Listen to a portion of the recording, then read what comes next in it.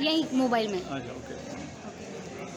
Sir, agriculture के related क्या आपको लगता है कि इस साल का जो इंटरिम बजट आया है, क्या वो सभी फार्मर्स और सभी जो सेक्टर्स है, क्या उनके फेवर में आया है? अ, हमारा वित्त मंत्री का इरादा बहुत नेक है, बहुत सही है।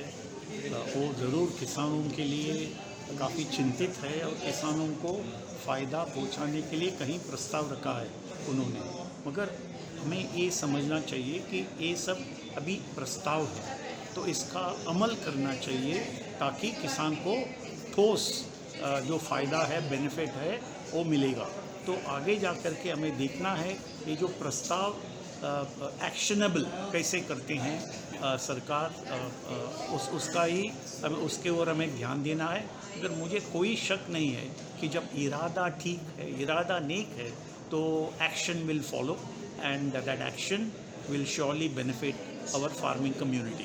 Do you think that the farming community will get the crops or the seeds whenever they are facing losses, the seasonal losses which they are facing? तो हमारा देश में क्लाइमेट चेंज के वजह से काफ़ी नुकसान हो रहा है, ख़ास करके जो पेरिशेबल क्रॉप्स है उसमें किसानों को नुकसान हो रहा है। तो उसी के लिए एक इंश्योरेंस प्रोग्राम भी है, और उसका जो क्लाइमेट के वजह से, मौसम के वजह से जो नुकसान होता है उसकी भरपाई सरकार करेगी तो बहुत अच्छा होगा।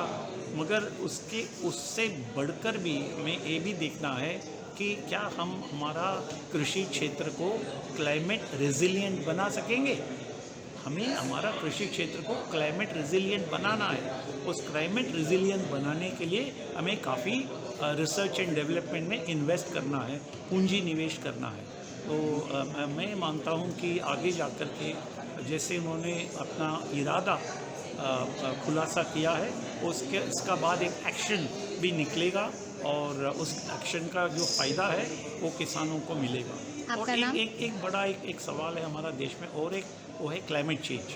तो क्लाइमेट चेंज में मैं मानता हूँ कि हमारा देश में, हमारा बजट में काफ़ी ज़्यादा बजटरी आउटले चाहिए, और सभी जो संस्थाएं हैं कृषि क्षेत्र से जुड़े हुए संस्थाएं, जैसे कि Indian council of agriculture research, ICAR, और अन्य जो उनके विभाग है, वो सभी को ज़्यादा मजबूत बनाना चाहिए, उनको ज़्यादा बजटरी आउटले देना चाहिए, उसका फ़ायदा हमें मिलेगा। आपका नाम? मेरा नाम है चंद्रशेखर। धन्यवाद सर।